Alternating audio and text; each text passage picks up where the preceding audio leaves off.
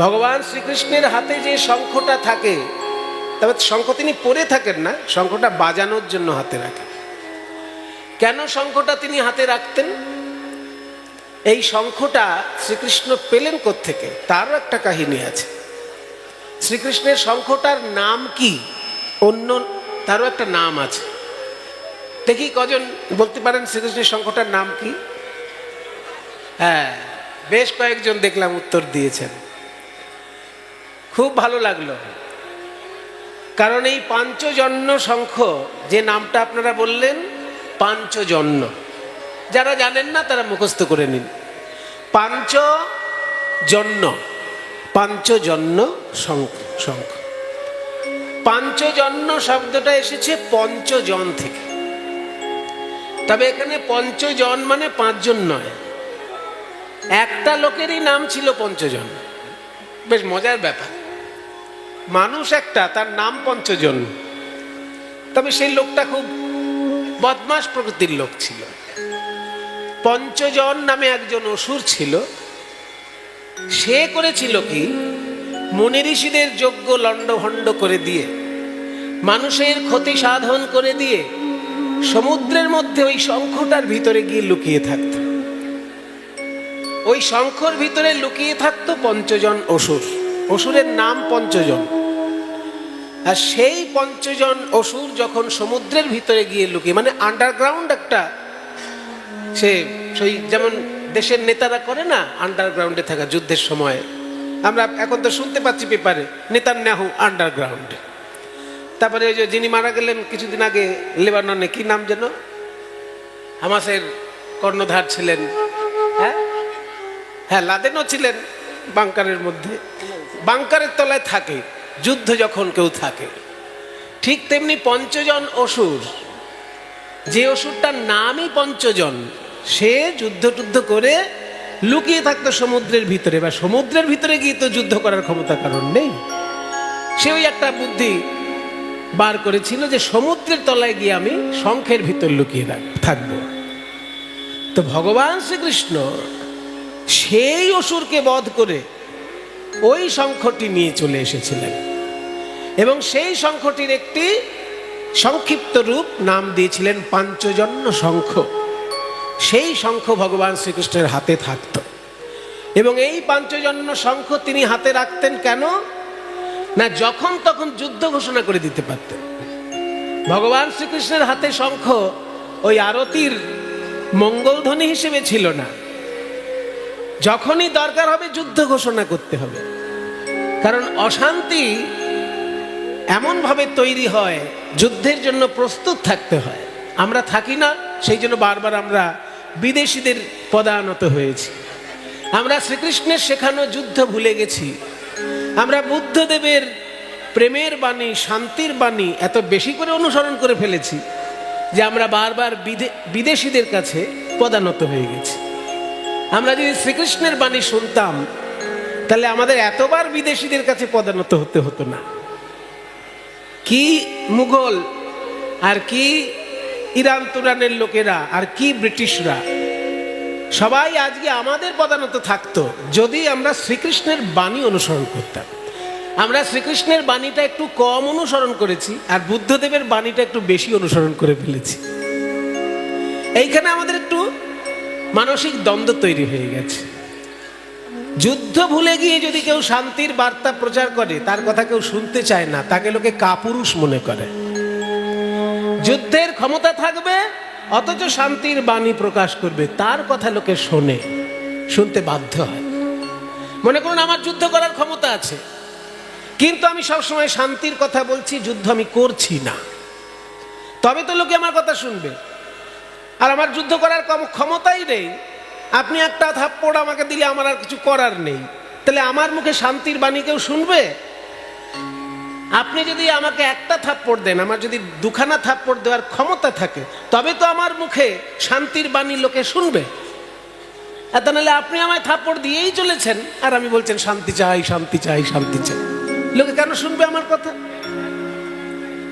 এইগুলো আমাদের বুঝতে ভুল হয়েছে, এবং বুঝতে ভুলেছে আজকে 50-100 বছরের মধ্যে নয়, কয়েক হাজার বছর ধরে। কারণ 2500 বছর আগে বুদ্ধদেব শান্তির বাণী প্রচার করেছেন, 2500 বছর আগে। আর তারও কিছু হাজার বছর আগে শ্রীকৃষ্ণ তার বাণী প্রচার করেছে। শ্রীকৃষ্ণের বাণীটা কি? যে অবশ্যই শান্তি চাই, অবশ্যই সম্প্রীতি চাই, কিন্তু আমার আত্মসম্মান বিকিয়ে দিয়ে নয়। অবশ্যই শান্তি থাকবে, অবশ্যই সম্প্রীতি থাকবে, কিন্তু আমার আত্মসম্মান বিকিয়ে দিয়ে শান্তি আর সম্প্রীতির কোনো মানে হয় না। তাই যুদ্ধ করার ক্ষমতা অর্জন করতে হবে, কিন্তু যুদ্ধ করব না এই কথাও প্রচার করতে হবে। যদি কেউ গায়ে পড়ে যুদ্ধ করে তাকে ছাড়বো না। এইটা হচ্ছে শ্রীকৃষ্ণের বাণী। অর্জুনকে শিখিয়েছিলেন এই বাণী, বলেছিলেন তুমি যে যুদ্ধ করতে চাইছো না তোমার প্রতিপক্ষের সঙ্গে, কারণ অর্জুনের বিরুদ্ধে যারা ছিলেন তারা অর্জুনের হয় গুরুদেব নয় গুরুজন। এমনি তো সমবয়স্ক ভাই বোন অনেকেই আছে, ভাইরা তো অনেকেই আছে, কিন্তু গুরুদেবও আছে তার মধ্যে মিশে। এবার আমার শত্রুপক্ষের মধ্যে যদি আমার গুরুদেব থাকেন, আমি যুদ্ধ করতে পারবো? আমার শত্রুপক্ষের মধ্যে যদি আমার গুরুজন থাকেন, গুরুদেব এবং গুরুজন, গুরুদেবকে দ্রোণাচার্য আর গুরুজনকে ভীষ্ম। ভীষ্মের উপরে তো আর বড় গুরুজন কৌরব পাণ্ডবদের মধ্যে কেউ ছিল না, ভীষ্ম সব থেকে বড় গুরুজন। তাহলে গুরুজনও রয়েছেন কৌরবের মধ্যে, আবার গুরুদেবও রয়েছেন কৌরবদের মধ্যে। সেখানে অর্জুন যুদ্ধটা করবে কি করে? তখন শ্রীকৃষ্ণ বললেন যে গুরুদেব হন আর গুরুজন হোক, তিনি যদি অন্যায়ের সমর্থন করেন তার সঙ্গে তোমায় যুদ্ধ করতেই হবে। যদি না করো তাহলে এই যুদ্ধে যদি তোমরা হেরে যাও, ওই ভীষ্মই তোমাকে বলবে অর্জুন তোমাকে অনেক আমি বীর মনে করেছিলাম, কিন্তু তুমি একজন কাপুরুষ। ওই ভীষ্মই তোমাকে বলবে, ওই দ্রোণাচার্যই তোমাকে বলবে। ওই গুরুদেব আর গুরুজন তখন হি হি করে হাসতে হাসতে তোমার কাছে এসে বলবে অর্জুন তোমাকে আমি বীর পুরুষ মনে করতাম, কিন্তু তুমি কাপুরুষ। তুমি কৌরবদের সঙ্গে যুদ্ধ করে জিততে পারলে না, যদি হেরে যাও তাহলে এই কথা শুনতে হবে।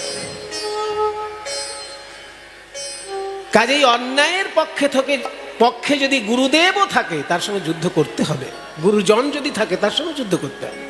কিন্তু এই সব বাণী আমরা ভুলে গেছিলাম। কেন না, মাঝখান থেকে হঠাৎ বুদ্ধদেব উদয় হয়ে বললেন ওসব যুদ্ধ টুদ্ধ কিচ্ছু দরকার নেই, শুধু শান্তি চাই, শুধু শান্তি চাই। যুদ্ধ খুব খারাপ জিনিস, অবশ্যই যুদ্ধ খারাপ জিনিস, কিন্তু আমি শুধু শান্তি চাইবো আর আমার প্রতিবেশী সবাই শুধু যুদ্ধ চাইবে, তাহলে কি করে হবে? আমার সঙ্গে তো আমার প্রতিবেশীকেও শান্তি চাইতে হবে। তাহলে সবাই যদি যুদ্ধ চায় তখন আমি যুদ্ধ করতে বাধ্য, তাই যুদ্ধ করব। এটা হচ্ছে শ্রীকৃষ্ণের বাণী, যে অফেন্সিভ নয় ডিফেন্সিভ ওয়ার। অফেন্সিভ কি?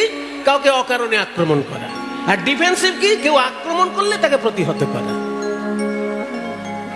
যে যুদ্ধ করাটা অন্যায় কখন? যখন অফেন্সিভ। আপনার ক্ষমতা আছে তাই আপনি একটা দুর্বল দেশের উপর যুদ্ধ করে দিলেন, এটা অফেন্সিভ ওয়ার।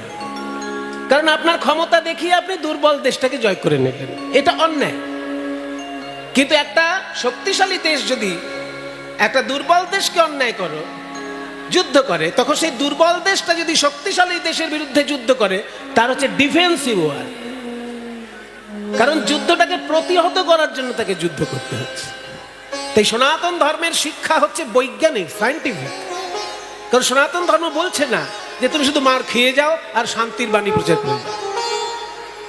সনাতন ধর্ম বলছে মার খেয়ে শান্তির বাণী প্রচার করো না, শান্তির বাণী প্রচার করো, কিন্তু কেউ মার দিলে তাকে ছেড়ো না। কেউ মার দিলে যেন ডবল মার দেওয়ার ক্ষমতা তোমার থাকে। এটা হচ্ছে সনাতন ধর্ম।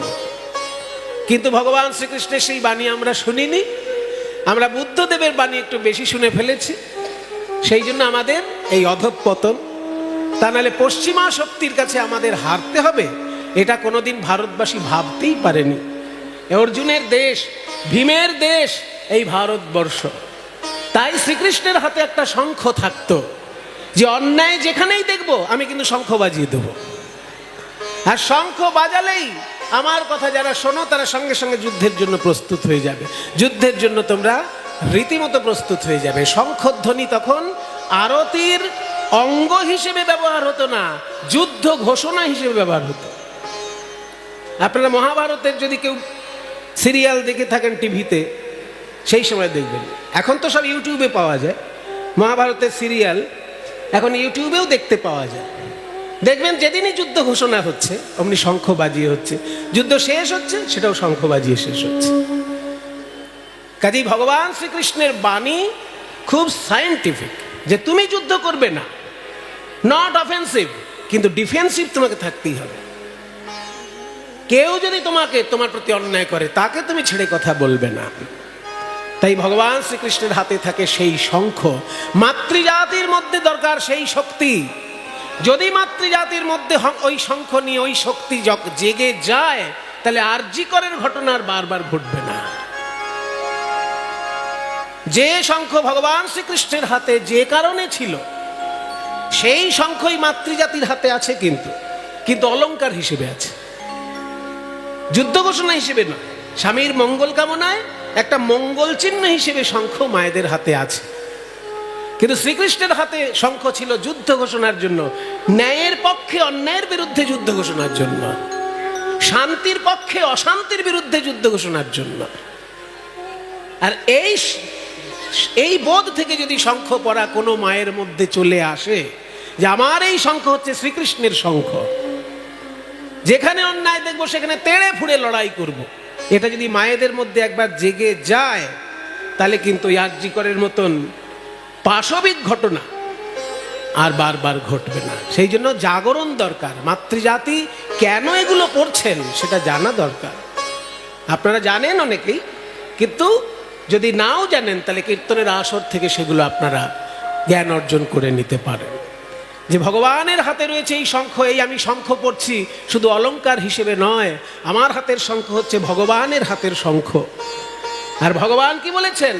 অন্যায়ের সঙ্গে কখনো আপোষ করবে না, ধর্ম পালন করবে, ধর্মকে মাথার উপর রাখবে, কিন্তু অন্যায় যদি তোমার গুরুদেবও করেন, গুরুজনও করেন, তার সঙ্গে আপোষ করা চলবে না। এটাই ভগবান শ্রীকৃষ্ণের শিক্ষা। তাই আজকে আমরা ভগবান শ্রীকৃষ্ণের একটি প্রেম রসময়ের লীলা সাধন করব। কোন লীলায়? যেখানে লেখা রয়েছে অদ্বৈত কুমার পাল মহাশয় এবং বিজয়া পাল মহাশয়ার স্মৃতিচারণায় এই কীর্তন অনুষ্ঠান। তাদের আত্মা যেন শান্তিতে থাকে, স্বর্গবাসী হন, এবং বৈষ্ণবীয় দর্শনে তাদের আত্মা যেন শ্রীকৃষ্ণ সেবায় নিমগ্ন থাকেন। তারা যেন উপর লোক থেকে আমাদেরকে আশীর্বাদ করেন, আমরা আমাদের জীবনে এগিয়ে যেতে পারি। এই পরিবারের সর্বাঙ্গীন মঙ্গল কামনা করে, এই গ্রামের সকলের মঙ্গল কামনা করে, এই বিশ্ববাসীর সকলের মঙ্গল কামনা করে সবাই মিলে একবার বাহু তুলে নিতাই গৌর প্রেমানন্দে হরি বল, হরি বল, হরি বল, হরি বল। বুদ্ধদেবের বাণী আমরা ঠিক কিন্তু শুনিনি।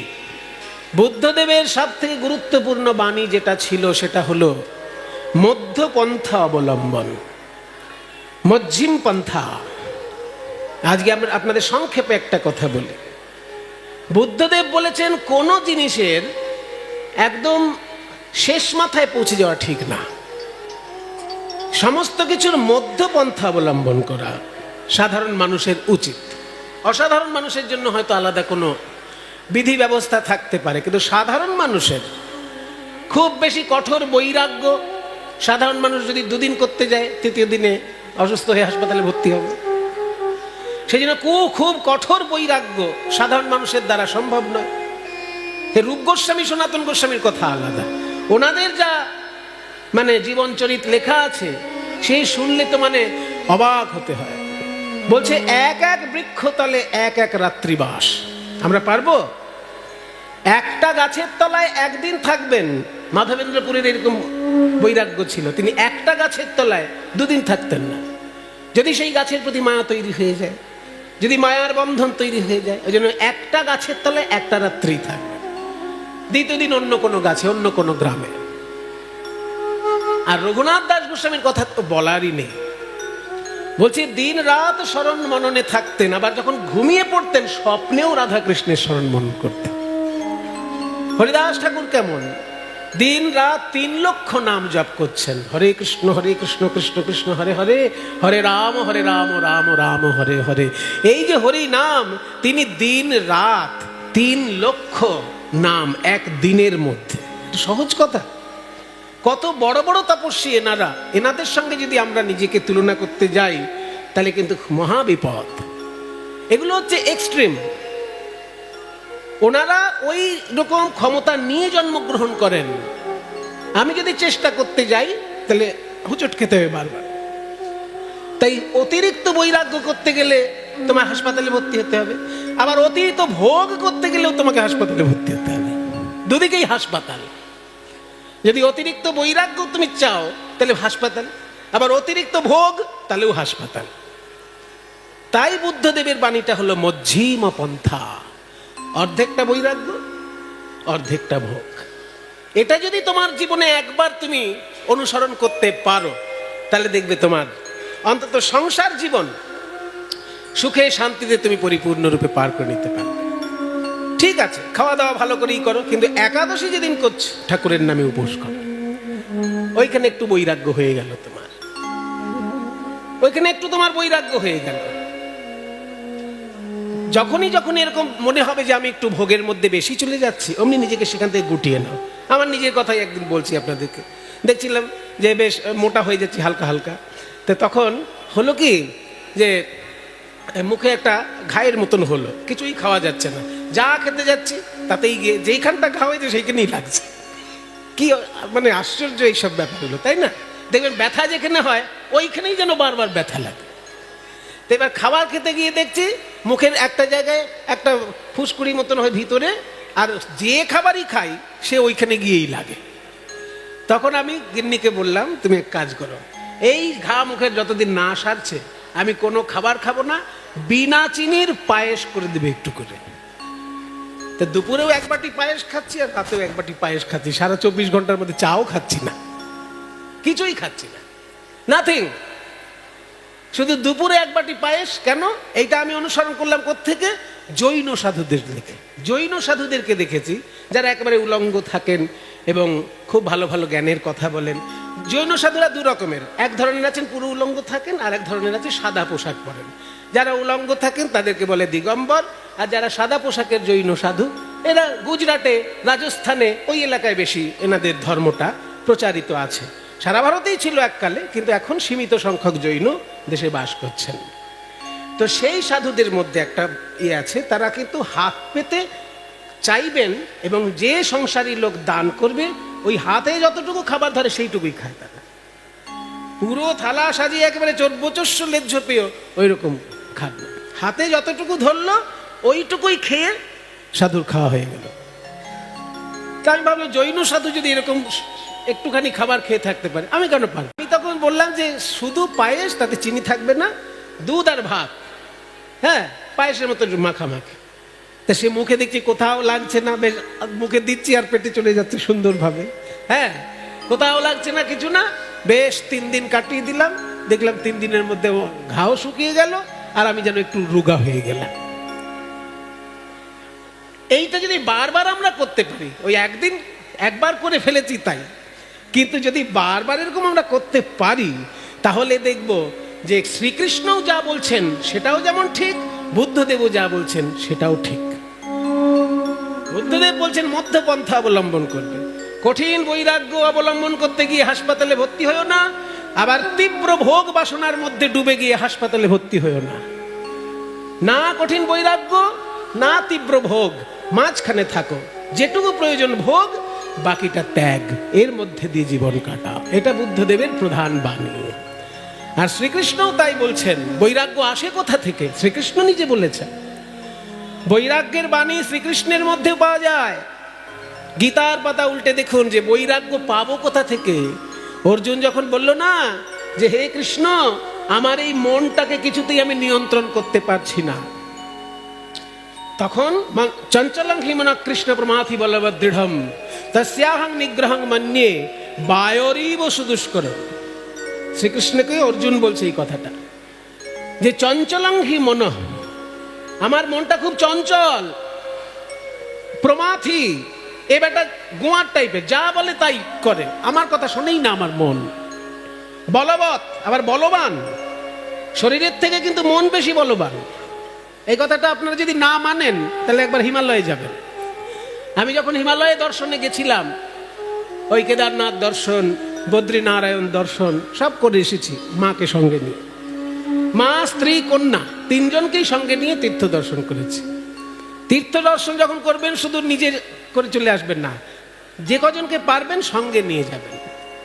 তা মা, স্ত্রী, কন্যা তিনজনকেই সঙ্গে নিয়ে কেদারনাথ দর্শন করেছি, বদ্রীনারায়ণ দর্শন করেছি। ওইখানে দেখি কি আমি ঘোড়ায় চেপে যাচ্ছি, কিন্তু একজন খোঁড়া, তার দুটো পা নেই, সে শুধু দুটো হাতের উপর ভর করে ওই পাহাড়ে উঠছে। তখন নিজেকে এত খারাপ লাগতে লাগলো, কত দুর্বল মনে হতে লাগলো নিজেকে, যে আমি হাত আছে, পা আছে, তবু আমি ঘোড়ার পিঠে চেপে যাচ্ছি, আর ওই একজন আছে তার দুটো পাই নেই, শুধু হাতের উপর ভর করে সে পাহাড়ে উঠছে।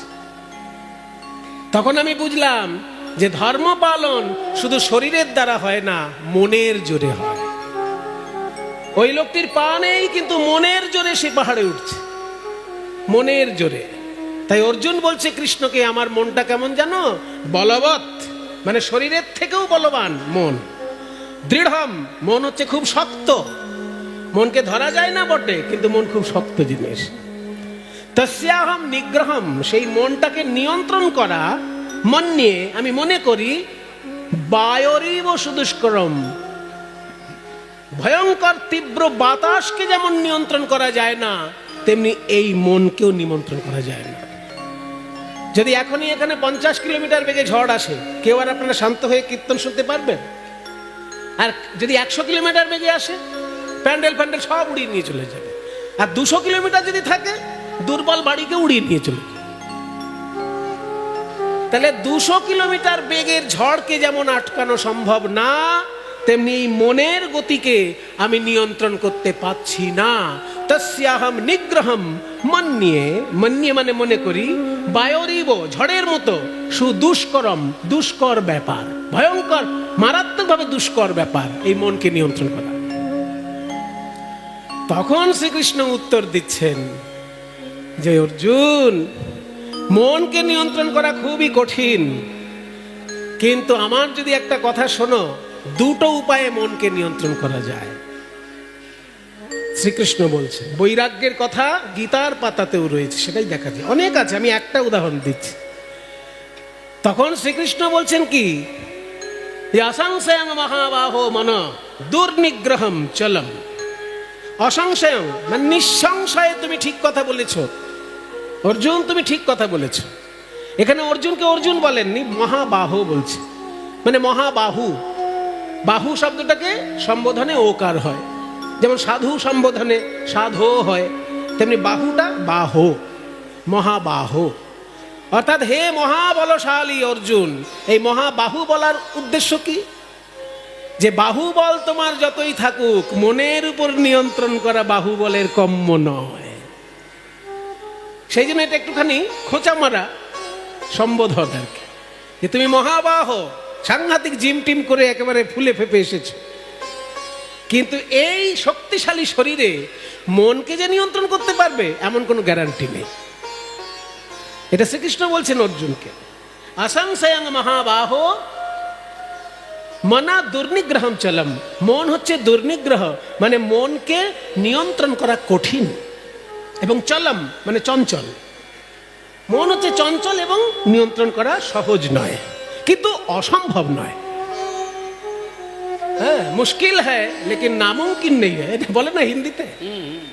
মুশকিল হ্যায় লেকিন নামুমকিন নেই হ্যায়, মানে কঠিন কিন্তু অসম্ভব নয়।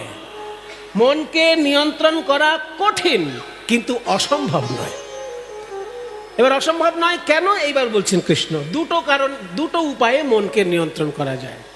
বলছে অভ্যাসেন তু কৌন্তেয় বৈরাগ্যেন চ গৃহ্যতে। যদি অসৎ অভ্যাস কমিয়ে আনা যায়, সৎ অভ্যাস বাড়িয়ে তোলা যায় এবং বৈরাগ্য অনুসরণ করা যায়, তাহলে মনের উপর নিয়ন্ত্রণ আসবেই আসবে। ওই যে বললাম সকালে টিফিন, দুপুরে লাঞ্চ, রাত্রে ডিনার, কিচ্ছু না, হাফ বাটি পায়েস, তাতেও চিনি থাকবে না। এগুলো যদি করতে পারি, করতে পারছি না তাই দায়ে ঠেকেছি, তাই হয়তো করে ফেলেছি ওই কথা। কিন্তু যদি করতে পারি আমরা, সম্ভব।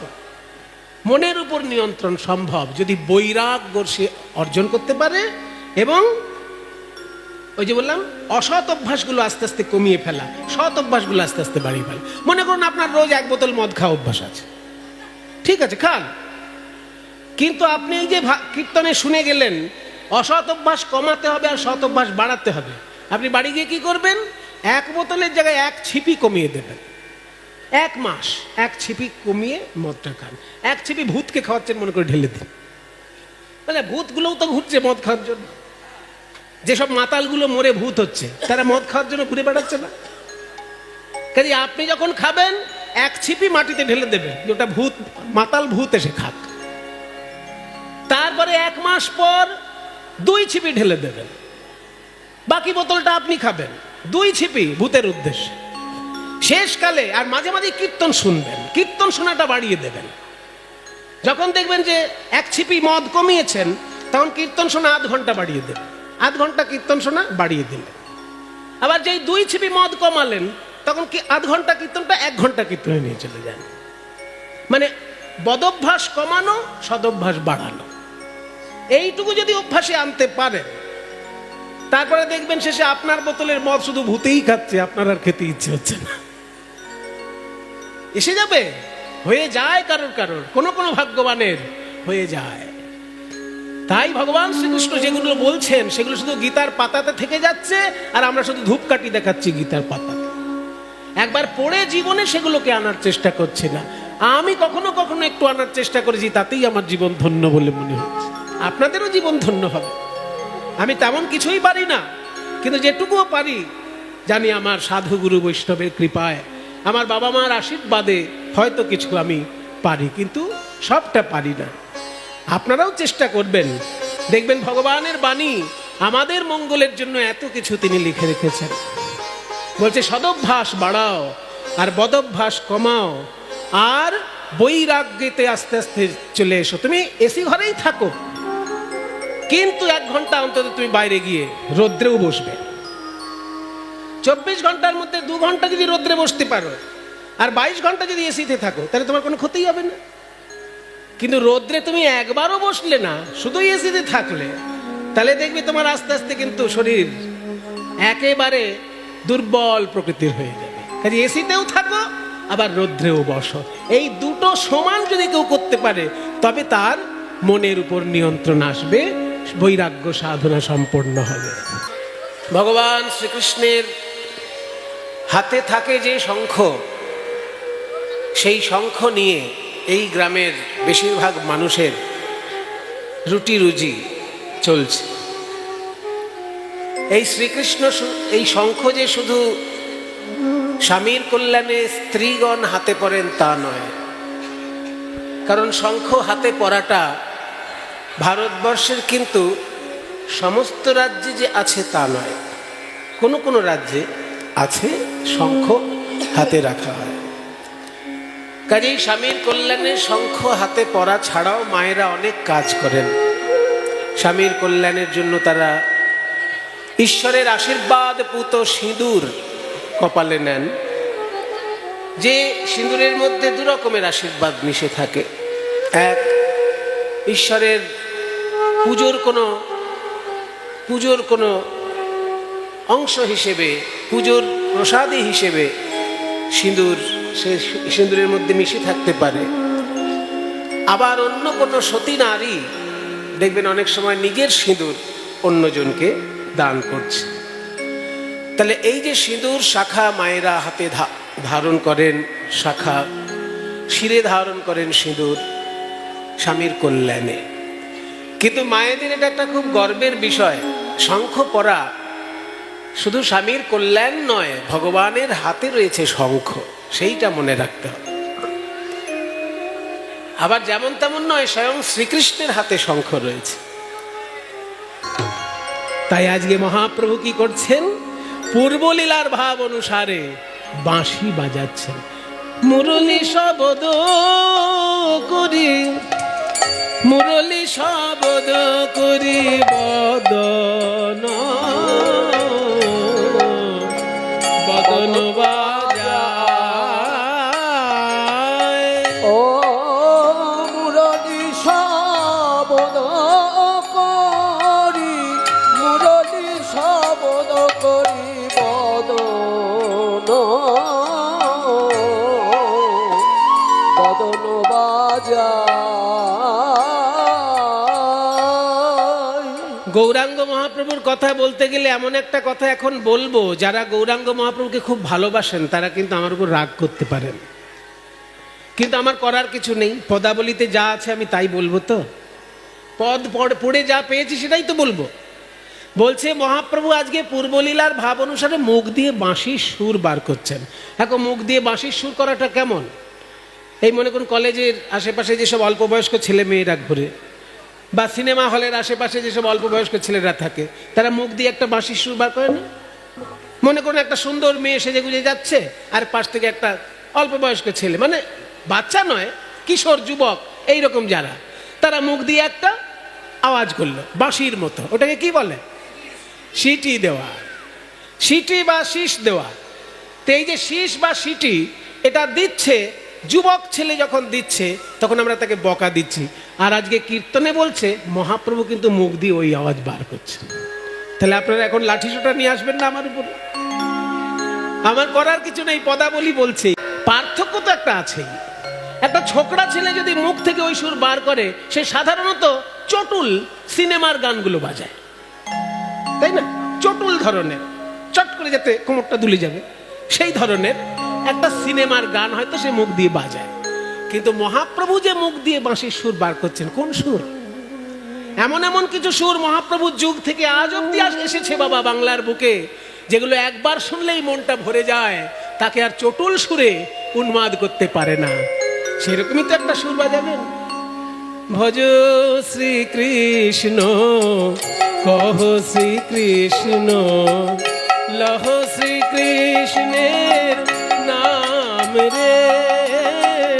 ভজ শ্রীকৃষ্ণ, কহ শ্রীকৃষ্ণ, লহ শ্রীকৃষ্ণের নাম রে। যে জনা শ্রীকৃষ্ণ ভজে, সে হয় আমার প্রাণ রে। যে জন শ্রীকৃষ্ণ ভজে, সে হয় আমার প্রাণ রে। এত সুন্দর সুর বাজাচ্ছেন মহাপ্রভু মুখ দিয়ে বাঁশির সুর। সারা নবদ্বীপের লোক অবাক, এত সুন্দর সুর কোথা থেকে আসছে?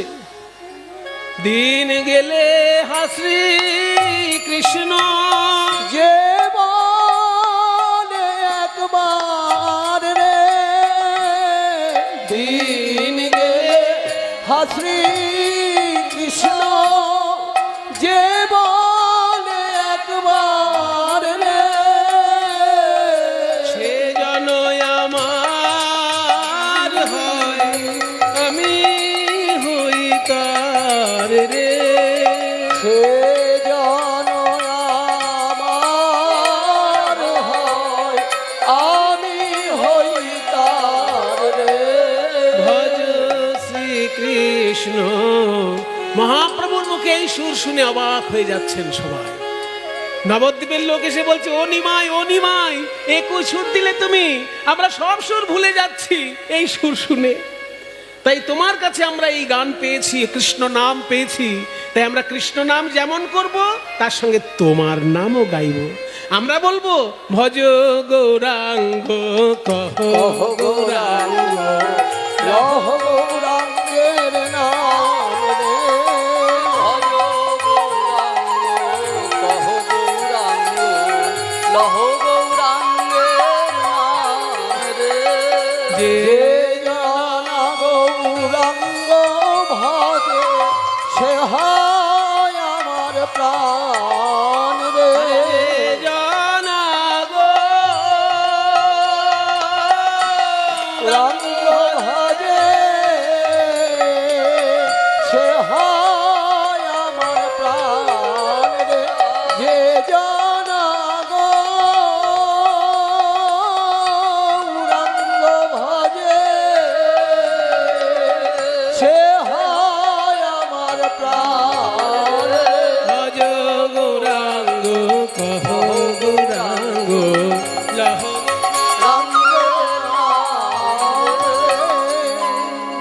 কেন বাজাচ্ছে আজকে গৌরাঙ্গ মহাপ্রভু মুখ দিয়ে বাঁশি? ভক্তগণ আড়াল থেকে বলছে কেন বাজাচ্ছে জানো? এনার বৃন্দাবনে বাঁশি বাজানো অভ্যাস ছিল, কিন্তু কলিযুগে যখন গৌরাঙ্গ হয়ে এসেছেন মুখে বাঁশি তো নেই, কিন্তু ভিতরে সুর আছে। সেই সুরই ভিতরে রয়েছে, কিন্তু মুখে বাঁশি নেই। তাই ভিতর থেকে সুরটা বেরিয়ে আসছে কণ্ঠ হয়ে। বাঁশি নেই, তাই বাঁশির সুর মুখ দিয়ে বার করছে। একে বলে অভ্যাস। অভ্যাস যোগ। মানুষ বলে না অভ্যাসের দাস। অভ্যাস যা হবে সেটা কিছু করার নেই। একটা অভ্যাসের উপর সুন্দর গল্প আছে। একজন ছিল একটা চোর, খুব ছোট্ট গল্প, একটু শুনে নিন, সমাজ শিক্ষামূলক। যে কয়লা যায় না ধুলে আর স্বভাব যায় না মলে। হ্যাঁ বাবা, অভ্যাসের দাস মানুষ, কিচ্ছু করার নেই। একজন ছিল চোর, সে চুরি ছাড়া কোনো কাজ পারে না। যতবার চুরি করতে গিয়ে পুলিশের কাছে ধরা পড়ে, আবার জেল থেকে ছাড়া পেলেই চুরি করে। এইবার কিন্তু সেই চোরটি খারাপ চোর নয়। মানে চোরটা করেছে কি, পয়সা ইনকাম করে ছেলেদেরকে মানুষ করেছে। 3টে ছেলে, একটা ছেলে মাস্টার হয়েছে, একটা ছেলে ডাক্তার হয়েছে, একটা ছেলে ব্যারিস্টার হয়েছে। একটা ছেলে ডাক্তার, একটা ছেলে মাস্টার, একটা ছেলে ব্যারিস্টার, 3টে স্টার। এবার সেই ছেলেগুলো যখন চাকরিতে যায়, পাড়ার লোকে কথা শোনায়, এই তোরা পড়াশোনা করে এত বড় বড় চাকরি করছিস, তোদের বাবা তো এখনো চুরি করছে। আর ছেলেগুলো মাথাটা নিচু হয়ে যায়। তো 3টে ছেলে একদিন বাবাকে বসিয়েছে টেবিলে, গোল টেবিল বৈঠক করছে, যে বাবা আপনার সঙ্গে আমাদের একটু কথা আছে। হ্যাঁ বলো, তাড়াতাড়ি বলো, আমার সময় নেই। বাবা, আপনি আমাদেরকে মানুষ করেছেন, কিন্তু আপনার কাজটা যেটা ছিল সেটা খুব নিন্দনীয়। আপনি লোকের বাড়িতে চুরি করে পয়সা উপার্জন করে আমাদেরকে মানুষ করেছেন। যেহেতু আমরা মানুষ হয়েছি, তাই আপনার সকল দোষ আমরা ক্ষমা করে দিয়েছি। আমরা মাস্টার, ডাক্তার, ব্যারিস্টার হয়েছি, কিন্তু এবার তো আপনি চুরিটা বন্ধ করতে পারেন। এখন আপনার চুরি করার কি দরকার? তখন মৃদু হেসে বাবা উত্তর দিচ্ছে, খোকা, আগে চুরি করতাম স্বভাবে, অভাবে, আর এবার চুরি করি স্বভাবে। মানে আগে চুরি করতাম অভাবে, আর এবার চুরি করি স্বভাবে। কাজে ওটা আমার প্রয়োজন নেই, তবু স্বভাববশত যাই, যা আসে। তখন ছেলেগুলো দেখলো বাবাকে তো বন্ধ করা যাবে না চুরি, তাই ছেলেগুলো একটা বুদ্ধি খাটিয়েছে। সকালবেলায় 3জন যখন একসঙ্গে অফিসে বেরোয়, বাবাকে বাড়ির ভিতরে রেখে বাইরে থেকে তালা দিয়ে দেয়, যে বাড়িতে যদি বাবা তালা বন্ধ থাকে চুরি করতে যেতে পারবে না। তাই ছেলেগুলো অফিসে যাওয়ার সময় বাবাকে বাইরে থেকে তালা। এবার ছেলেরা তালা দিয়ে চলে গেছে, বাবা তো আর চুরি করতে যেতে পারছে না। কিন্তু অভ্যাসবশত বাবা কি করছে, ওই ছোট ছেলের ঘর থেকে ঘড়িটা চুরি করে নিয়ে বড় ছেলের ঘরে রাখছে। বড় ছেলের ঘর থেকে পেনটা চুরি করে নিয়ে মেজো ছেলের ঘরে রাখছে। মানে নিজের বাড়ির মধ্যে এই ঘর থেকে ওই ঘর, ওই ঘর থেকে সেই ঘরে চুরি করে বেড়াচ্ছে, কারণ একে বলে অভ্যাস। ঠিক তেমনি ভগবানের বাঁশি বাজানো অভ্যাস ছিল দাপর যুগে, সেই ভগবানই কলি যুগে এসেছেন, বাঁশি নেই অথচ সুর আছে, তাহলে মুখ দিয়ে বেরোবে না। এসেছে ব্রজের বাঁকা কালো সখা, দেখবি আয় তোদের নদী আয়। এসেছে তোদের বাঁকা কালো সখা, দেখবি আয় তোদের সোনার আয় আয় আয় তোদের নদী আয়। এসেছে তোদের বাঁকা কালো সখা, দেখবি আয় তোদের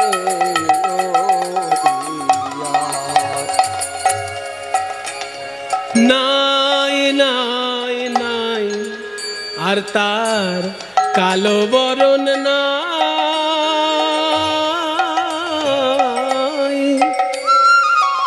এবার রাই অঙ্গে সঙ্গ পেয়ে গৌর হলো তাই আর কালো বরণ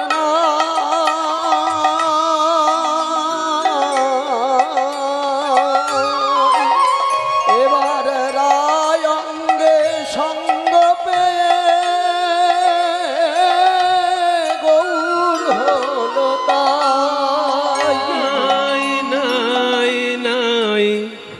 আর তার কালো বরণ না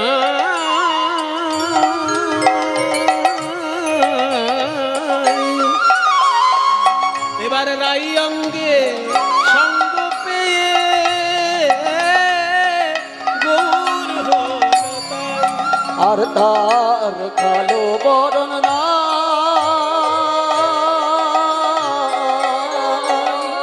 এবার রায়ঙ্গে সঙ্গ পেয়ে গৌর হলো তাই। ব্রজের ভাবের খেলা সেই ব্রজের প্রেমের খেলা সেই ব্রজের ভাবের খেলা খেলতে এসেছে হে ভাই।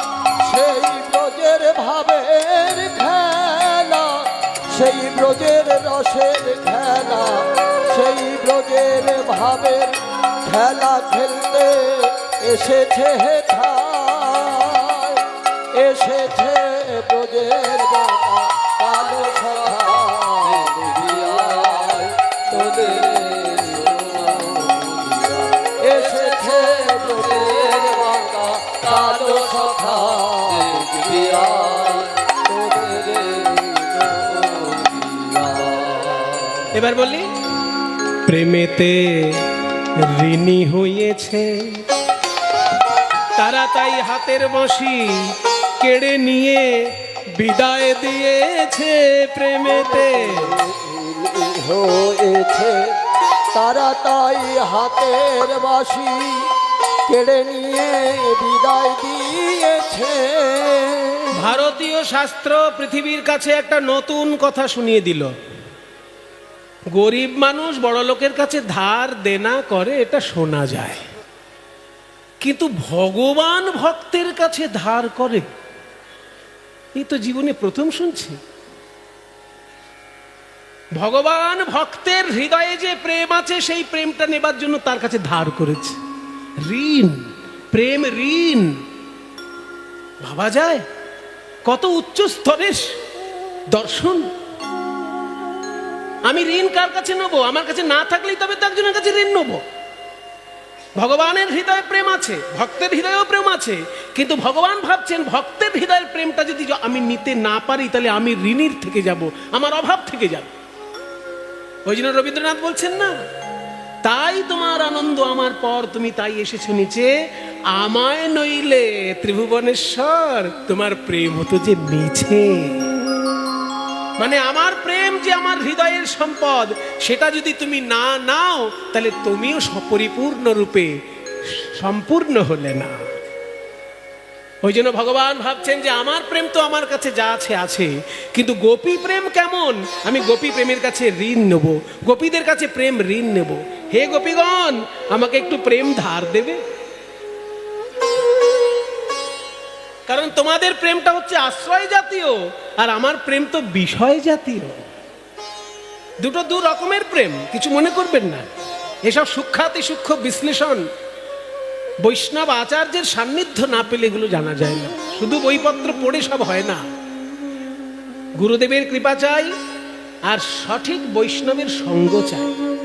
সঠিক বৈষ্ণবের সঙ্গ না পেলে না অনেক সূক্ষ্মাতি সূক্ষ্ম জিনিস আপনার মাথায় ঢুকবে না। যেমন আমার নিজের কথাই বলছি আমি একদিন আমার গুরু ভাইকে জিজ্ঞাসা করেছিলাম আমরা যে শিখা বাঁধি না এই শিখা বাঁধানোর একটা মন্ত্র আছে শিখা বন্ধনের একটা মন্ত্র আছে বলছে ব্রহ্মবাণী সহস্রাণী শিববাণী শতানি চ বিষ্ণুর নাম সহস্রেণ শিখা বন্ধন করম্যহম। ব্রাহ্মণ যদি শিখা বন্ধন করে শুধু গায়ত্রী মন্ত্র পাঠ করলেই হয় কিন্তু ব্রাহ্মণ ছাড়া অন্য যদি কেউ শিখা বন্ধন করে তার একটা মন্ত্র হচ্ছে যে ব্রহ্মবাণী সহস্রাণী শিববাণী শতানি চ বিষ্ণুর নাম সহস্রেণ শিখা বন্ধন করম্যহম।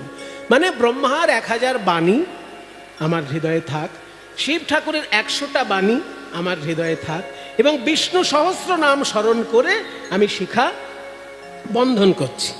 এটা হচ্ছে বন্ধনের মন্ত্র। আর শিখা মুক্ত করার মন্ত্র কখন যখন বাথরুমে যাবেন যেহেতু আগেকার দিনে মানুষ বাথরুমে একবারই যেত সেই জন্য তাদের একবারই শিখা মুক্ত করতে হবে। আমরা সব রোগী টোগী লোক আমাদের এখন বারবার যেতে হয় তাই না 24 ঘন্টার মধ্যে একবার বাথরুমে যায় এরকম লোকের সংখ্যা কম আছে। আগেকার দিনে যেহেতু সাধক তপস্বী প্রকৃতির মানুষ, এখনো আছে অনেক জায়গায় তপস্বী লোক, তারা একবার বাথরুমে যায়, তাও সূর্য ওঠার আগে। এবং সেই সময় শিখাটা মুক্ত করে দিতে হবে বাথরুমে যাওয়ার সময়। সেই শিখা মুক্ত করার একটা মন্ত্র আছে, সেখানে আমি প্রশ্ন করেছিলাম। বন্ধনের আমার কোনো প্রশ্ন ছিল না, মুক্ততে প্রশ্ন আছে। শিখা মুক্ত করার মন্ত্রটা হচ্ছে যে গচ্ছন্তু সকলা দেবা ব্রহ্মা বিষ্ণু মহেশ্বরা তিষ্ঠতু অত্র অচলা লক্ষ্মী শিখা মুক্তং করণ্যহম। এটা হচ্ছে মন্ত্র। তার মানে আমি এখন বাথরুমে যাব, একটা নোংরা জায়গায় যাব, সেই জন্য আমার দেহে যেসব দেবতা অবস্থান করছো তার একটু দূরে সরে দাঁড়াও।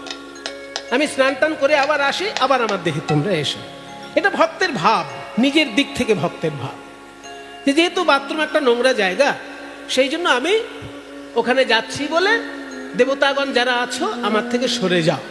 এটা হচ্ছে শিখা মুক্ত করার মন্ত্রের বক্তব্য, যে গচ্ছন্তু সকলা দেবা, সব দেবতা চলে যাও। আবার বিশেষ বিশেষ স্পেশাল দেবতাদের নাম ধরে বলা হচ্ছে তোমরাও যাও। কে কে? ব্রহ্মা বিষ্ণু মহেশ্বরা, চলে যাও। বলছে তিষ্ঠতু অত্র অচলা, আস্তে, বাচ্চাকে একটু দূরে সরিয়ে নিন। তিষ্ঠতু অত্র অচলা লক্ষ্মী, এখানে শুধুমাত্র অচলা লক্ষ্মী বাস করো। শিখা মুক্তং করম্যহম, আমি শিখা মুক্ত করছি। তাহলে এই যে অচলা লক্ষ্মী শুধু থাকো আর সব দেবতা চলে যাও, এইখানটা আমার খটকা লেগেছে। আমি আমার দাদাকে জিজ্ঞেস করছি, আমার মানে গুরু ভাই, তিনি ত্যাগী বৈষ্ণব, মাধবানন্দ দাস বাবাজি, শ্রীমৎ বৈষ্ণবচরণ দাস বাবাজি মহারাজ ছিলেন মানে প্রচন্ড রকমের ত্যাগী, আর তারই ত্যাগী শিষ্য মাধবানন্দ দাস। তাকে আমি জিজ্ঞেস করছি, দাদা এইখানে আমার প্রশ্ন, তুমি কেন বলছো, মানে সমস্ত বৈষ্ণবকেই প্রশ্নটা, এবার তোমাকে সামনে পেয়েছি তাই তোমাকে ধরেছি, যে তুমি কেন বলছো সব দেবতা শরীর থেকে চলে যাও আর শুধু লক্ষ্মী আমার কাছে থাকো? তোমরা তো টাকা পয়সা ছেড়ে বাবাজি হয়েছে, আমরা সংসারী লোক, পয়সা কড়ির মধ্যে থাকতে হয় আমাদের, কিন্তু তোমরা তো সবকিছু ত্যাগ ত্যাগ করেই বাবাজি হয়েছ, বিষয় আশয়ের সঙ্গে তোমাদের সম্পর্ক নেই। তাহলে লক্ষ্মী আমার কাছে থাকুক আর সব দেবতা চলে যাক, এটা আবার কেমন মন্ত্র হলো? তাহলে তোমরা কি বিষ্ণুর উপাসক না লক্ষ্মীর উপাসক? কারণ মন্ত্রের মধ্যে বলা হচ্ছে গচ্ছন্তু সকলা দেবা ব্রহ্মা বিষ্ণু মহেশ্বরা, ওখানে বিষ্ণুকে ইনক্লুড করে নেওয়া হয়েছে, যে বিষ্ণু বেরিয়ে যাও আমার শরীর থেকে। তাহলে যে নামে আমি বৈষ্ণব, বৈষ্ণব কাকে বলে? যে বিষ্ণুর উপাসক। বৈষ্ণব শব্দের অর্থ কি? বিষ্ণুর উপাসক, বৈষ্ণব। তাহলে আমি বিষ্ণুকে দেহ থেকে বার করে দিলাম, বৈষ্ণব নাম ধরেছি, অথচ বলছি লক্ষ্মী আমার কাছে থাকো। তাহলে ব্যাপারটা কি হলো? এটা বলতে পারে মারোয়াড়ি যারা, তাই না, যারা সারাক্ষণ টাকা পয়সা নিয়ে যাদের কাজকর্ম, পয়সা ছাড়া যারা জগৎকে অন্ধকার দেখে, সেই সব লোক এটা বলতে পারে যে ব্রহ্মা বিষ্ণু মহেশ্বরে চলে যাও, শুধু লক্ষ্মী থাক, কারণ পয়সা ছাড়া আমি জগৎ অন্ধকার দেখি। এটা ওদের কথা হতে পারে, একজন ত্যাগী বৈষ্ণবের মুখে এই কথাটা কেন হবে? তখন আমার দাদা এত সুন্দর একটা উত্তর দিলেন, তখন আমি বুঝলাম যে বইপত্র পড়ে শুধু শাস্ত্র জানা যায় না। তখন দাদা বললেন, ওরে এখানে লক্ষ্মী মানে হচ্ছে ভক্তি দেবী।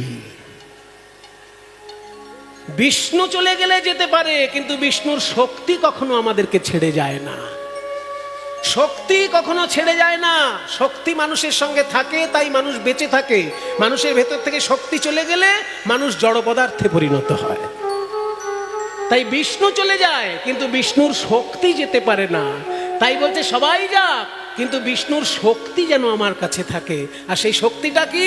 বিষ্ণুর শক্তিটার নামই হচ্ছে ভক্তি। অর্থাৎ ভক্তিরূপী অচলা লক্ষ্মী যেন আমার কাছে থাকে।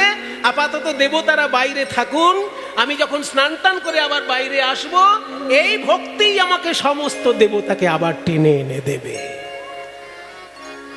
তাই ভক্তিরূপা লক্ষ্মী আমার কাছে থাক, আর সব দেবতা এখন আমার থেকে বাইরে। এই জন্য চাই বৈষ্ণব সঙ্গ। ঋণ চাইছেন ভগবান, কেন?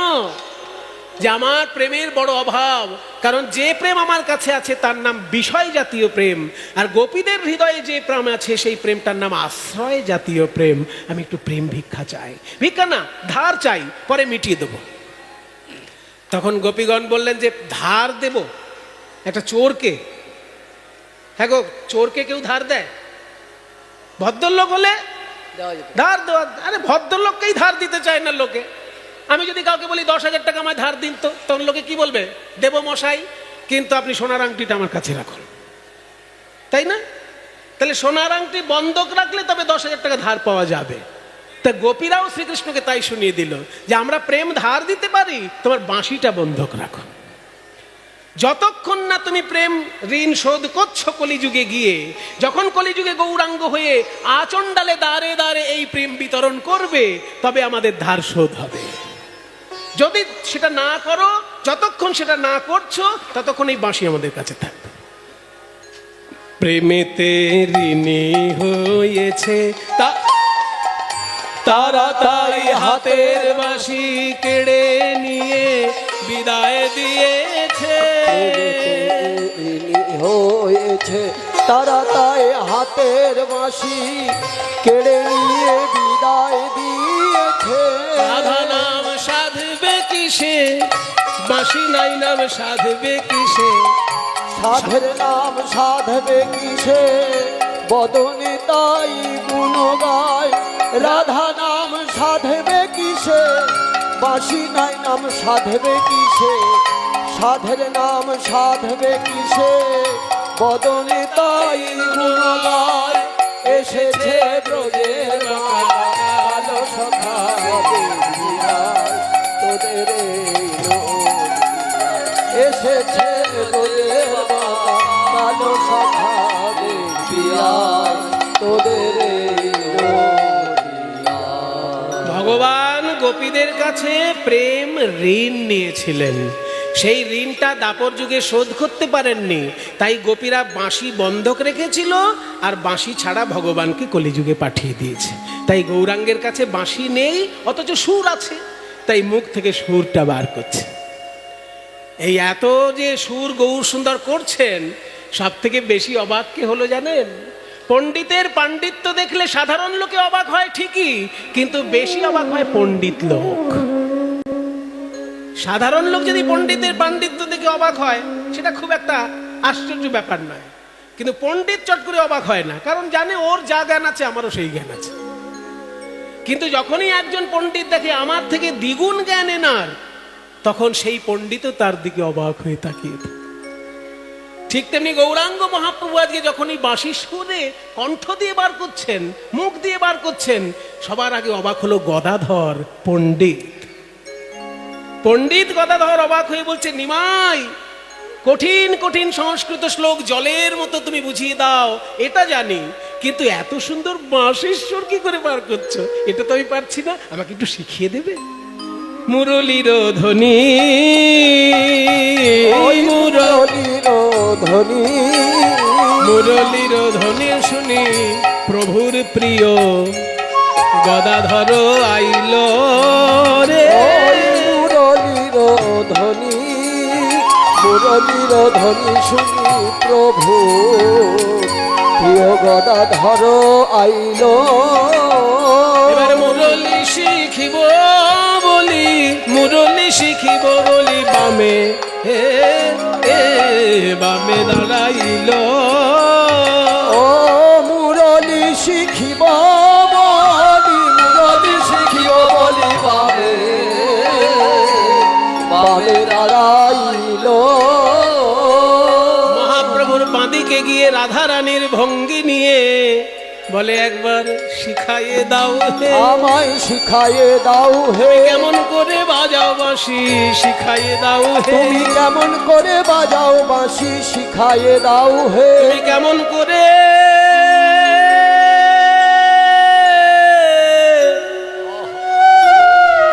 বাজাও বাঁশি। ও হে প্রাণের গৌর শশী, কেমন করে বাজাও বাঁশি। ও হে প্রাণের গৌর শশী, কেমন করে বাজাও গৌর বাঁশি। হে, ও হে প্রাণের গৌর শশী,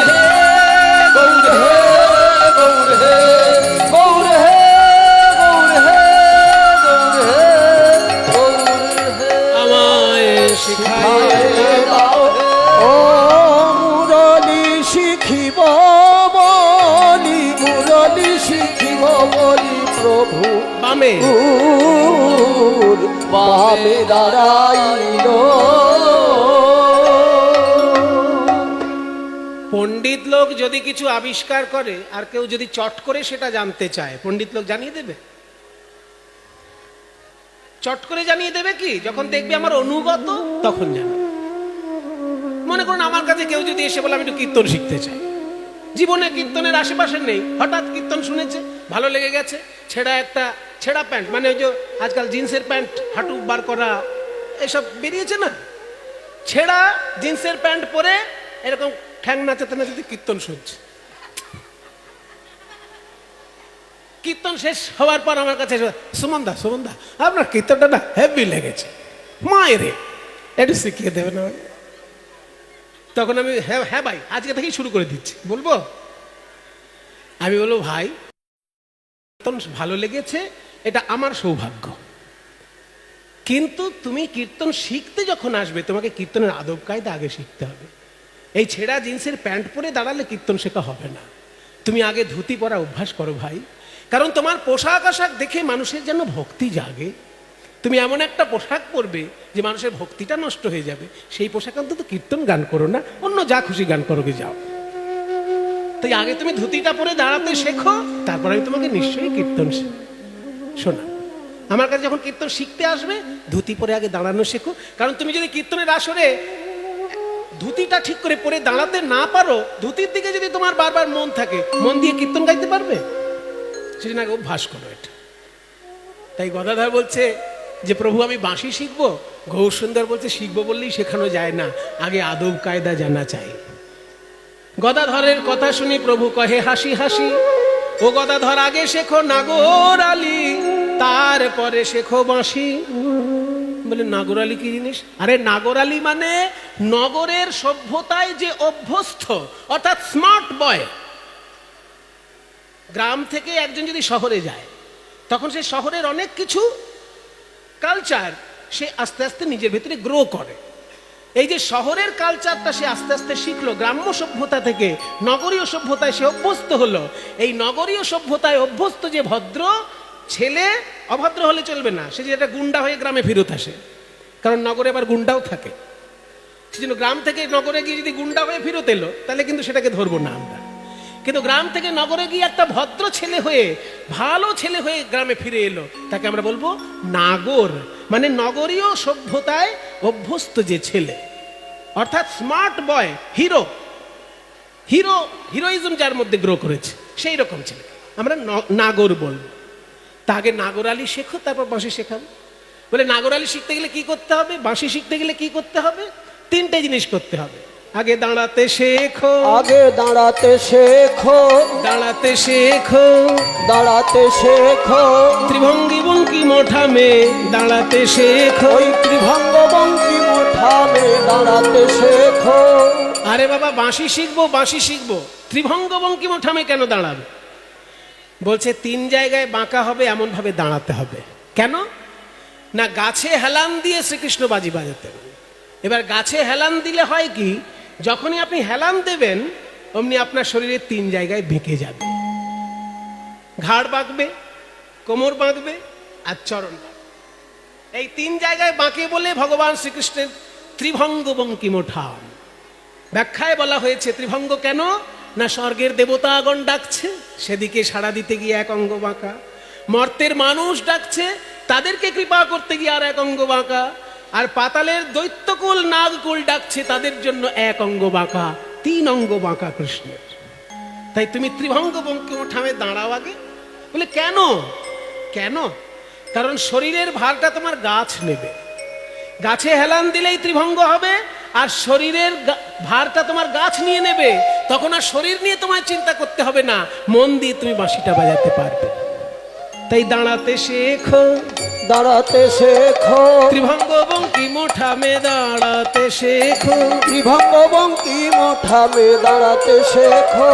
এটা প্রথম। দ্বিতীয় কায়দা কি? বলে দ্বিতীয় কায়দা হচ্ছে চাইতে শেখো, চাইতে শেখো, আর নয়নে মৃদু হেসে চাইতে শেখো, আর নয়নে মৃদু হেসে চাইতে শেখো। আর নয়নে তাকাতে শিখতে হবে, এটা দ্বিতীয় শিক্ষা। আর নয়নে তাকাবো কেন?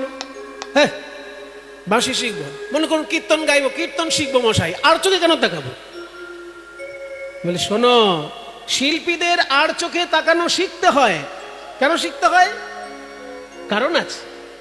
মনে করো তুমি সুন্দর বাঁশি বাজাচ্ছ, একটা রাগ ভালো বাজাচ্ছ, কিন্তু সামনে যারা বসেছে তারা রাগরাগিনী বোঝে না। কিন্তু বাঁদিকে এমন একজন বসেছে, সে খুব রাগরাগিনী বোঝে। এবার তুমি বাঁশিটা নিয়ে যদি বাঁদিকে ঘুরে যাও, তাহলে সামনের মানুষগুলোকে অসম্মান করা হলো। তাই তোমায় করতে হবে কি, বাঁশিটা সোজাই রাখতে হবে, কিন্তু তোমার নয়ন যাবে বাঁদিকে।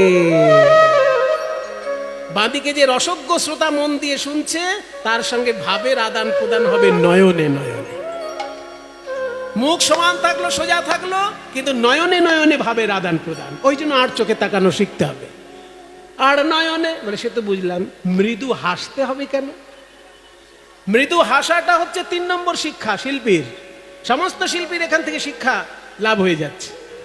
শিল্পী যে হবে তাকে মৃদু হাসি শিখতে হবে।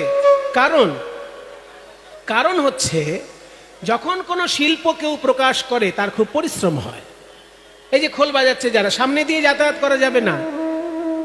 যারা ডান দিকের শ্রোতা আছেন, বাইরে যেতে গেলে ডান দিকে চলে যাবেন, আর যারা বাঁ দিকের শ্রোতা আছেন, বাইরে যেতে গেলে বাঁ দিক দিয়ে চলে যাবেন। এই সামনে এরকম বারবার যাতায়াতের পথ তৈরি করবেন না। ঠিক আছে? ঠিক আছে, আপনি চলে এসেছেন, চলে যান। ও ঠাকুমা তাড়াতাড়ি যাও। ওরে বাবা, লাইন শেষ হচ্ছে না, যাও। এবার ওইখানটা ঘিরে দিন, মানে একটু ঘিরে বসুন, কাউকে ঢুকতে দেবেন না। হ্যাঁ, বলছে মৃদু হাসবো কেন? মৃদু হাসাটার কি দরকার? শিল্পী মাত্রেই এটা শিক্ষা নেওয়া উচিত। শিল্প যখনই কেউ প্রকাশ করে, সেই শিল্পের মধ্যে পরিশ্রম থাকে। গান গাইলে পরিশ্রম আছে, নাচলে পরিশ্রম আছে, বাজনা বাজালে পরিশ্রম আছে, কিন্তু মুখে থাকবে তার হাসি। কারণ যারা শিল্প দেখতে এসেছে তারা তোমার পরিশ্রমের প্রকাশ দেখতে আসেনি। সেই জন্য তোমার যতই কষ্ট হোক, কষ্ট থাকবে তোমার ভিতরে, কিন্তু বাইরে থাকবে হাসি। তবে তো তুমি শিল্পী। এটা ভালো বুঝতে পারবেন যারা নৃত্য শিল্পী আছেন তাদের কাছে। যদি নৃত্য কখনো দেখবেন যেসব মেয়েরা নাচে, হয়তো দুর্গা নৃত্য করছে বা শিবের নৃত্য করছে, নাচে অনেক পরিশ্রম, কিন্তু মুখে তার হাসি আছে। এটা গুরু তাকে শেখায় যে শারীরিক পরিশ্রম তোমার ব্যক্তিগত ব্যাপার, ওটার সঙ্গে লোকের কোনো সম্পর্ক নেই। সেই জন্য শিল্প যখন প্রকাশ করবে, তোমার হাজার পরিশ্রম হোক, মুখে যেন তোমার হাসি থাকে। কারণ মানুষ সারাদিনের পরিশ্রম করে এসেছে এই আসরে তোমার কাছে একটুখানি সুন্দর শিল্প পাবে বলে। এবার তোমার ওই গুমরা মুখ বা তোমার পরিশ্রমী মুখ যদি তাদের কাছে প্রকাশ পায়, তারা ওই বিরক্তিটা নিয়ে বাড়ি যায়। তাই শিল্পীর যতই পরিশ্রম থাক, তার মুখে হাসি থাকবে। হ্যাঁ, এবার ঠিক আছে। আমেরিকায় খোলবাজি এসেছে, যা তা মনে করবেন না। সবাই মিলে ওকে আশীর্বাদ করবেন। ওর নাম হচ্ছে রাজদীপ, আর আরেকটা নাম আছে গৌরাঙ্গ। ওর নাম গৌরাঙ্গ। খুব ছোটবেলা থেকে শ্রীখোল বাজনা, যখন হাফ প্যান্ট পরতো তখন থেকে শ্রীখোল বাজনা করছে, সাধনা করছে। এই কদিন আগেই আমেরিকায় ও খুব সুন্দর অনুষ্ঠান করে এসেছে। মানে জো বাইডেন পর্যন্ত সেই মঞ্চে ছিল যেখানে ও খোল বাজিয়ে এসেছে। কাজেই আশীর্বাদ করবেন ওরা যেন সঙ্গীত সাধনা নিয়ে আরো এগিয়ে যেতে পারে। তাই শিল্পীর যখন প্রকাশ হয়, শিল্প অনেক পরিশ্রম হয়, কিন্তু লোকের কাছে সেটা যেন ধরা দেওয়া যাবে না, মানুষের কাছে হাসি মুখ থাকে। আর নয়নে মৃদু হেসে চাইতে শেখো, আর নয়নে মৃদু হেসে চাইতে শেখো, আর নয়নে মৃদু হেসে অধরে মুরলি লিয়ে, আর নয়নে মৃদু হেসে অধরে মুরলি লয়ে, আর নয়নে মৃদু হেসে অধরে মুরলি লয়ে, আর নয়নে মৃদু হেসে অধরে মুরলি লয়ে, আর নয়নে মৃদু হেসে চাইতে শেখো।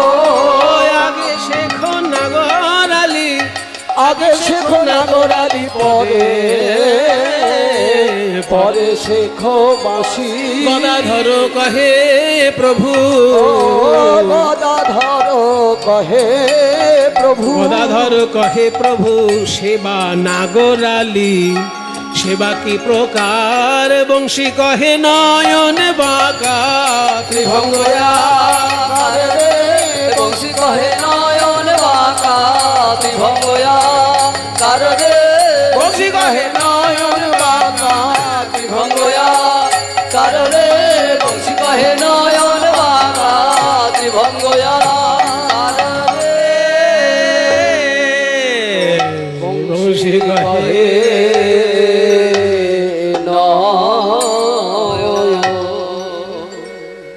তাহলে যাই আমরা মধুময় শ্রীধাম বৃন্দাবন চলো মন গঙ্গা যমুনা তীর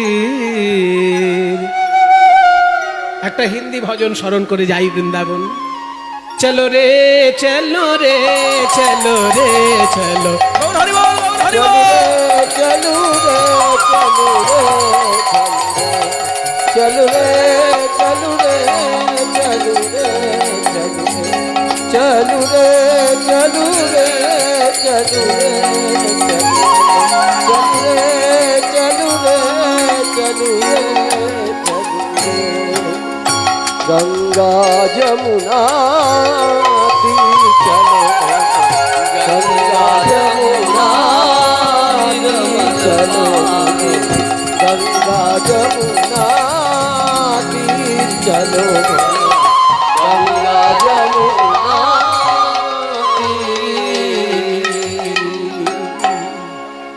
ओ गंगा यमुना निर्मल पानी गंगा जमुना निर्मल पानी गंगा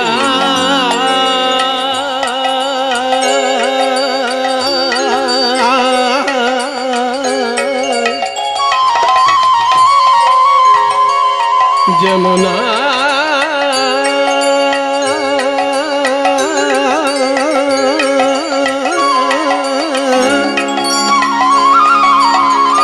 गंगा जमुना निर्मल पानी गंगा जमुना निर्मल पानी ओ भैया जमुना के निर्मल पानी में नहाने से क्या होगा जमुना के निर्मल पानी में नहाने से अपने 3 प्रकार की ज्वालाएं दूर हो जाती है আমাদের জ্বালা যন্ত্রণাকে 3 ভাগে ভাগ করা হয় বাবা আধি ভৌতিক আধি দৈবিক আধি আত্মিক এই 3 রকমের জ্বালা যন্ত্রণা যমুনার জলে দূর হয়ে যায় शीतल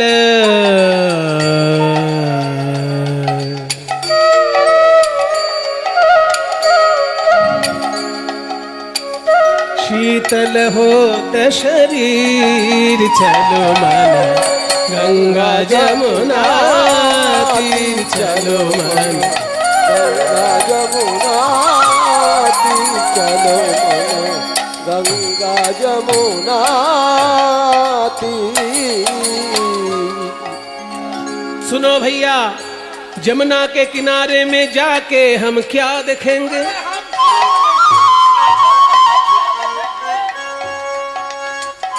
बहुत अच्छा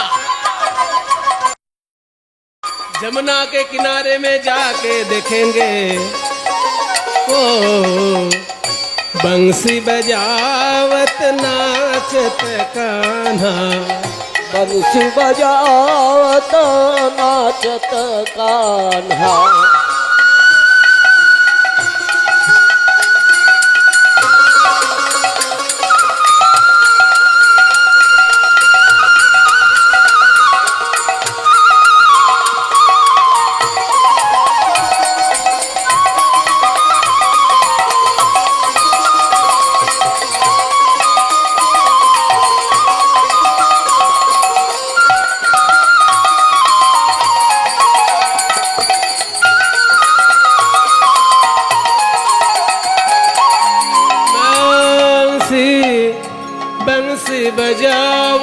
नाचत कान्हा बंसी बजावत नाचत कान्हा संग लिए बलबीर चलो मन गंगा जमुना तीर चलो मनो गंगा जमुना तीर चलो मनो गंगा जमुना तीर चलो मनो गंगा जमुना तीर। হাসি মুখ রাখো, পরিশ্রম করলে দেখানো যাবে না, হাসি মুখ। ও মীরা মোর মুকুট পীতাম্বর সোহে मोर मुकुट पीताम्बर शोभे जो भगवान यमुना के किनारे में नाचते हैं वे देखने में कैसे हैं? जो भगवान यमुना के किनारे में नाच रहा है उनके माथे पे मोर के मुकुट है, अंग में पीताम्बर है, मोर मुकुट पीताम्बर सोहे मोर मुकुट पीताम्बर शोभे मोर मुकुट पीताम्बर शोभे मोर मुकुट पीताम्बर शोभे और कानों में हीरे के कुंडल है, काने রয়েছে হীরের কুণ্ডল, कुंडल झलकत हीर चलो मन गंगा जमुना चलो मनो गंगा जमुना तीर चलो मनो जमुना तीर जमुना तीर जमुना तीर। ओ मीरा के प्रभु गिरधर नागर मीरा के प्रभु गिरिधर नागर गिरिधर नागर गिरिधर नागर गिरिधर नागर गिरिधर नागर मीरा के प्रभु गिरिधर नागर ओ मीरा के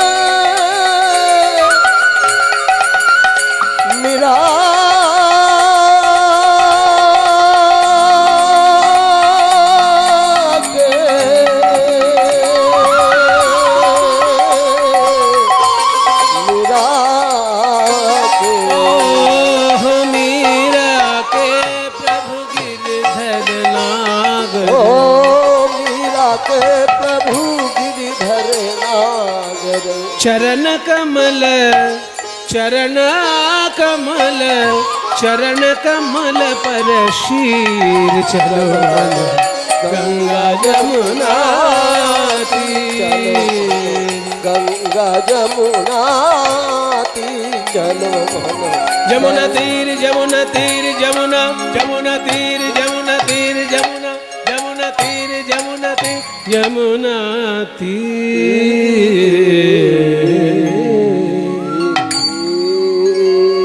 सवाई बोलो वृंदावन धाम की राधा रानी की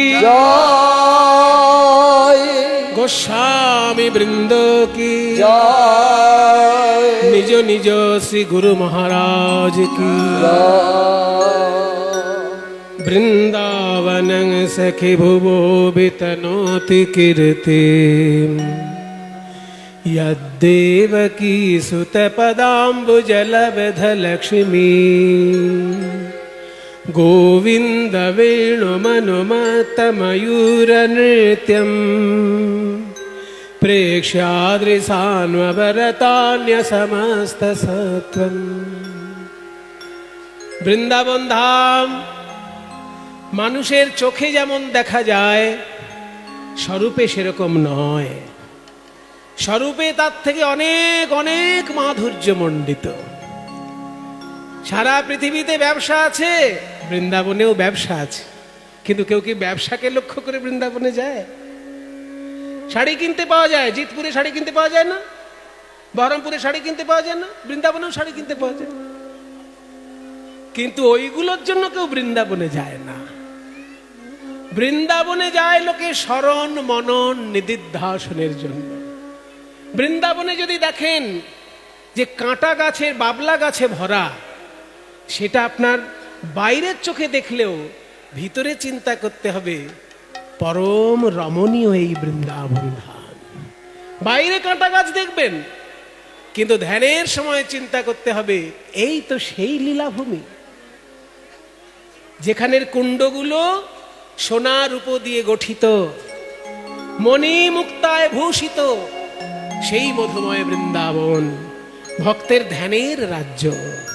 সেই বৃন্দাবনে আজকে রাধারানী কষ্ট প্রকাশ করছেন।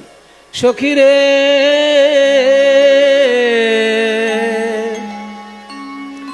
কি বলবো ওই বিধাতার কথা, কি বলবো সেই বিধাতার কথা, যে বিধাতায় আমায় কুলকামিনী করেছে আর কৃষ্ণকে করেছে নাগরের শিরোমণি। আচ্ছা, আমি একটা কথা বলতে চাই বিধাতাকে, কৃষ্ণকে এত সুন্দর করলো কেন? ও তো গরু চড়ায়, ও তো ছোটবেলায় মাখন চুরি করেছে, অনেক দোষ। গরু চড়ায়, হ্যাঁ গো, গরু যে চড়ায় রাখাল ছেলে, সাধারণত তাকে কেউ ভালোবাসে কি? কারণ গরু চড়িয়ে সারাদিন যদি গরুর দলে ঘুরতে থাকে একটা মানুষ, তাহলে এই গরুর গায়ের গন্ধ তো তার গায়ে থাকবে, আর গোবরের গন্ধ তার গা দিয়ে ছাড়বে না। কলক্ষ গরু, নবলক্ষ গরু, তাহলে রাখাল ছেলে কৃষ্ণকে করেছে বিধাতা, কিন্তু তারা তো রূপ কেন, তারা তো গুণ কেন, তারা তো সৌন্দর্য কেন, এত মাধুর্য কেন? কৃষ্ণকে এত সুন্দর করে কেন গড়লো, এটা আমার প্রথম কথা। আর দ্বিতীয় কথা, কৃষ্ণকে সুন্দর গড়েছে, করেছে, ভালো করেছে, আমাকে একটা কুমারী নারী কেন করলো না? আমাকে কেন একটা কুমারী নারী করলো কেন? আমাকে করলো না কেন? আমাকে কেন কুলকামিনী করলো? আমি যে কৃষ্ণকে ভালোবাসি এটা পাড়ায় পাড়ায় বলে বেড়াতে পারি না কেন? পাড়ায় পাড়ায় আমি বলে বেড়াতে পারি না কেন আমি কৃষ্ণকে ভালোবাসি? ওই বিধাতাকে আমি, বিধাতার বিধানে আমি আগুন দিতে চাই। বিধির বিধানে হাম অনল ভেজা যাই গো বিধির এই দুই পুত্র, বিধানে, যে দুই পুত্র আমাদের গলায় মালা দিচ্ছেন বাবা মার স্মৃতিচারণায়, এই দুই পুত্র অসীম কুমার পাল এবং অমিত কুমার পাল, তারা আপনাদের সকলকে প্রণাম জানাচ্ছে। আপনারা সবাই প্রাণ ভরে আশীর্বাদ করুন, সংসার যেন সুখে শান্তিতে সমৃদ্ধিতে পরিপূর্ণ হয়, সকলের যেন শান্তি হয়, সকলের যেন সুখ লাভ হয়, ঈশ্বরের কৃপা, গোবিন্দ কৃপা যেন সকলের উপর বর্ষিত হয়। সবাই মিলে বাহু তুলে নিতাই গৌর প্রেমানন্দে হরি বল। বিধির বিধানে হাম অনল ভেজাই গো বিধানে হাম অনল ভেজাই গো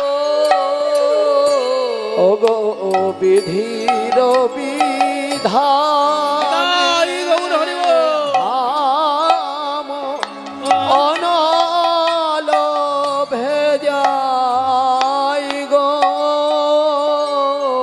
ওগো যদি সে পরাণ বধূ তার দেখা পাই গো, তার দেখা পাই। ওগো যদি সে পরাণ বধূ তার দেখা পাই গো, তার দেখা পাই। ওগো যদি সে পরাণ বধূ তার দেখা পাই গো, তার দেখা জয় নিতাই, জয় গো, জয় রাধেশ্যাম। উপস্থিত ভক্তবৃন্দের চরণে কোটি কোটি প্রণাম। আপনারা আসরে যার কীর্তন শুনছেন ইনি কীর্তন সম্রাট বলে আখ্যা পেয়েছেন, কিন্তু আমার জিজ্ঞাসা তিনি এই কীর্তন গান ছেড়ে অধ্যাপনা কেন গেলেন, ওনাকে এই প্রশ্নটা রেখে গেলাম। মনে খুব আমার কিউরিয়াসিটি জাগে যে এত সুন্দর কীর্তন, যার কীর্তনে আমি পাগল করে দিয়েছিল একদিন। তিনি 10 বছর ধরে কীর্তন সাগরপাড়া, নরসিংহপুর, কাজীপাড়া বহু জায়গায় কীর্তন করেছে, আমি সেখানে ছুটে গেছি। এত সুন্দর বিশ্লেষণ, এত সুন্দর পরিবেশন, বহু বহু কীর্তনে কীর্তন শুনেছি, কিন্তু এমন সুমধুর এবং বোঝার কথাই বলে না, গানই হচ্ছে জ্ঞান, গানই আনন্দ, গানই নিরানন্দ। সেই গান শোনার জন্য আমরা পাগল, সেই পাগল হয়ে আজকে ছুটে এসেছি। তাই এই যে কীর্তন সম্রাট আজকে অধ্যাপনা করছে বিশ্বভারতীতে, কেন জানেন? সারা পৃথিবীতে যাতে তার নাম ছড়িয়ে যায় কীর্তনে। তো সেই জন্য উনি একটু ভালো করে যদি বিশ্লেষণ করে দেয় তাহলে আমার মনটা একটু পাতলা হয়ে যায়। কারণ এত সুন্দর কীর্তন এই হাজার হাজার দর্শককে ত্যাগ করে তিনি অধ্যাপনা করতে গেছেন, এই জিনিসটা প্রশ্ন করে দেখলাম। আমি আর কিছু বলবো না, কারণ আপনারা তো গান শুনতে এসছেন। জয় নিতাই, জয় গৌর, জয় রাধেশ্যাম। ওগো যদি সে পরাণ বধূ তার দেখা পাই গো, তার দেখা পাই। ওগো যদি সে পরাণ বধূ তার দেখা পাই গো, তার দেখা পাই। যদি সে পরাণ বধূ তার দেখা পাই গো, তার দেখা পাই। বিধির বিধানে আমি সেই বিধানে আগুন দেব, আমি সেই বিধানে আগুন দেব। যে বিধি আমায় কৃষ্ণ ভজন করতে দেয় না, সেই বিধানে আগুন দেব। যে বিধি কৃষ্ণ ভজন করতে দেয় না, যে বিধি আমায় কুলের কামিনী কইলে, আমায় কৃষ্ণ ভজন করতে দেয় না, আমায় কুলের কামিনী কইলে, আমায় কৃষ্ণ ভজন করতে দেয় না, কামিনী কইলে, আমায় কৃষ্ণ ভজন করতে দেয় না। আমি সেই বিধানে আগুন দেব। ওগো যদি সে পরাণ বধূ তার দেখা পাই গো, তার